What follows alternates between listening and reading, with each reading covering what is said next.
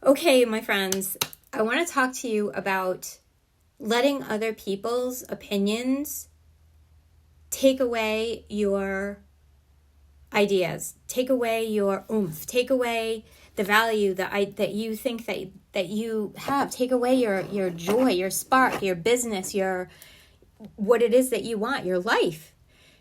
And I was talking to someone, as you guys probably know, I announced it a couple times, but if you didn't know, my e-course came out today, Modern Manifesting Level 1. I've been working on this for 2 years, actively recording videos. There's 12 videos and a meditation, and there's hours and hours, you can do at your own pace. Just based on the fact that I started learning about law of attraction, manifesting, probably about 15 years ago, probably less, maybe a little bit less than that. It was after my mom died and my whole world opened, my whole spiritual awakening happened. And it started with The Secret, with the book or the movie The Secret, if you've seen that. And it started with creating vision boards and affirmations and whatnot. And then when I wasn't really creating yet what I wanted, I don't know, all these other doors started opening, which I'm sure is probably what's happening for you, especially if you're listening to this. But anyway, through the years, I've realized some of that stuff is outdated, and we can rapidly start creating what we want much faster than creating a vision board and 20 years later realizing that a house that we put on a vision board, we're now living in it. Like, we can literally create things quick. Believe it, believe what you want, but the earth has shifted. We are, moving up. Our vibration is raising, the elevation, the planet is shifting. You can see the things going on in the world, and I'll get into this, but I want to do a short video and then I'll do a longer video on it. The short version is this video. Sometimes maybe it's best not to tell people your ideas who are not part of your inner circle, who are not on the same wavelength as you, who are not on, the like-minded group of people that believe the same things that you do. You might have been friends with them for years and years and years, but they're just not in the same place that you are. Because if they're not on that same level, that same vibration, then their mind can't conceive the things that you can conceive. So if you think that you can create a business quickly with no money, something that sounds totally out of whack, even what I'm doing right now, okay? My boss thinks I'm not, so I have this other job, right, that is supporting me to be able to do this so that I can provide this to you until one day my business blows up and I don't need this other job anymore, right? But we talk, philosophically for him, spiritually, I have to watch what I say, but, he doesn't see me going anywhere. He doesn't understand why I waste my time having 2-hour workshops, why I have full moon workshops, why I'm doing a Lionsgate portal workshop, why I'm coming home and doing videos for you guys. He just doesn't understand because I'm not making money doing that. I'm seeing a bigger picture, and I'm seeing sharing this with you is going to help you, and you're going to help someone else, and they're going to help someone else, and this is going to blow up. And this is where I'm going with this. Think about this. So, so one of my teachers, so I know that you guys know, and if you go in, I'm not really a big sales person, but I do want to sell my product. So if you click on the link for my manifesting e-course, right, which is do at your own pace, it's just at my website, KimberlyRolls.com/courses, and it's the Modern Manifesting course, and it's on sale for the summer. Where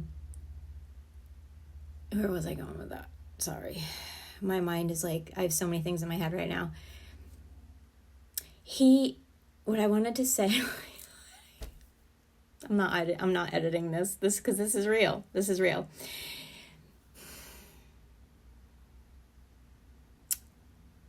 Think about this. Walt Disney. Oh, so our teachers. So I take I've taken courses. I'm taking courses right now. I travel. I'm going to Tibet at the end of this year and Nepal. I've been to Egypt and Peru and all these spiritual vortexes, Sedona and whatnot. But one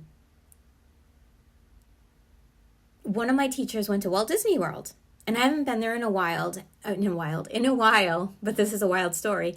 And she was, talking about how she wasn't really into going because of the crowds and waiting in line for rides. And that's kind of typically what you think of when you go to Walt Disney, kind of there for the kids. But she's an adult. And while she was there, it is amazing where this place has gone. Like, you can go on a ride and feel like you're in the place that you are in the movie, or smell the smells. If you're on a ride and you're, in a place that has all these flowers, you're like smelling flowers, right? While you're in this venue, you're smelling the flowers, you're smelling the grass. And so it's activating all 5 of your senses. You can feel things, you can hear things, you can see things, you can smell things, you know what I mean? So think about Walt Disney when he started in the early 1900s with a Mickey Mouse cartoon character. But his long-term vision being that he was going to create this place on earth that everyone could go to and feel like a child until the day they die, right? He didn't live to see what it became today. He started out making cartoons. And I'm sure if he told anyone, I'm sure he did tell people, but I'm sure they thought he was nuts to think that it could be what it is today. A place where this place is making $23 billion a year. $23 billion a year, okay? Imagine back in the 1900s when he came up with this concept. Do you think he ever thought that he'd be making $23 billion, that it would grow into what it is today? Also, fun fact, 23 is my number, just saying. And I checked the facts. It really is 23 billion. Anyone knows me, 23 is my number. It follows me everywhere. So it's weird, but it's not. So $23 billion a year from starting out with cartoons. And now the concept of having a place that you could go no matter how old you are and be a child and live that fantasy. Isn't that like what we all want? Do we want to go to a job and put on a suit and sit behind a desk for 8 hours a day and be stressed and come home and be miserable and then have to have fun with the kids and and do help with homework and go to bed and start over the next day? Like, not everybody wants to do that. Some people just want to live like a kid. I just want to be a fairy. I want to help that. So I just want you to keep that in the back of your mind. If you're feeling like your ideas are crazy, if people are telling you you're crazy for what you want to do or for the things that you are doing or for what you have in mind for your future, or, either don't talk to them, don't tell them. Don't give up, though. If he gave up, this would never exist. There would never be this magical kingdom. We wouldn't have it anywhere. It wouldn't be here if he gave up. So don't give up. Don't give up on your dreams, because when you do that, then you're behind a desk for the rest of your life, and then you die and you come back and you do whatever. But I'm just saying, if you want to live like a kid for the rest of your life, if you want to live out your dreams, if you want to believe that you can create something and make millions or billions or whatever, however much money that is for you, do it. Don't give up, okay? If you want my e-course, I'm going to drop the link. Check it out. I'm starting you out where you need to be so that you don't have to travel. You don't have to go to expensive teachers and shamans and mentors. I'm giving you a shortened version to help you get there faster, okay? Don't give up. I love you. And now I'm going to record a longer version of what I want to tell you about not letting the external world impact and control you. Stay tuned. Love you.